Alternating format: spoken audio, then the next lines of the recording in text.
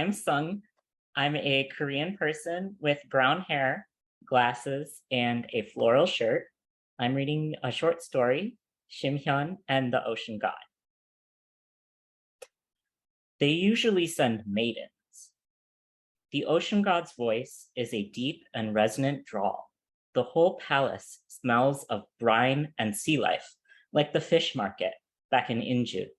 There are lights, but not from candles or lanterns. It's a faint luminescence radiating from the walls.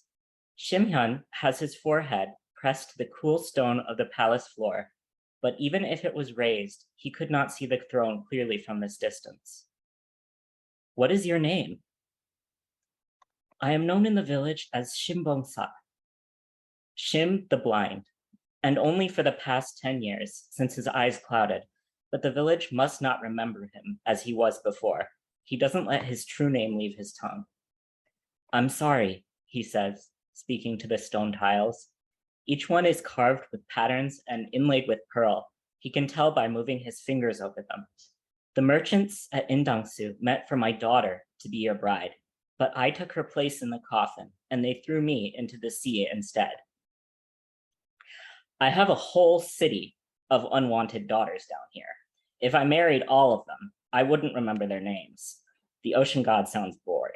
So what am I supposed to do with you? Shimhyun lifts his head. I've lived a long life, he begins, and the ocean god snorts. And I will be satisfied as long as my daughter can live on in peace. Then we'll put you in the kitchens. See what they make of you. He raps his knuckles on the throne.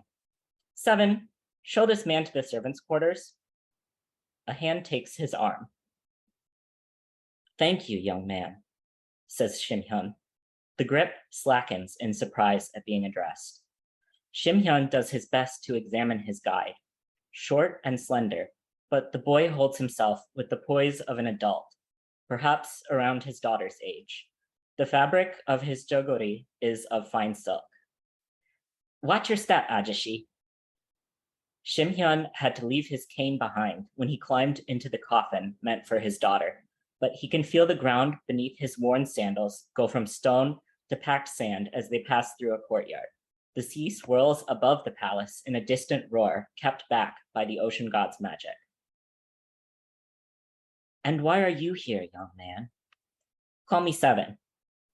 That's not your name, is it? Yours isn't Shimbong-sa, is it? Shimhyun has no answer for that. I came to retrieve medicine for my parents, says 7. A good son, says Shimhyun. 7 makes a scornful noise and tugs a little harder at his sleeve. Wanted or unwanted, faithful or unfaithful, all of us ended up down here eventually, says 7. He leaves Shimhyun in the room and shuts the door. The sleeping mat Shimhyun is given is more comfortable than the thin straw he slept on in the village. The combined body heat of the servants keeps the room warm, and it brings him back to his youth when he slept with his whole family in one room. But he is alone here. He misses the nightly ritual of his daughter combing his hair out, of combing hers in return. He falls asleep and dreams of floating in a coffin on the waves. Thank you.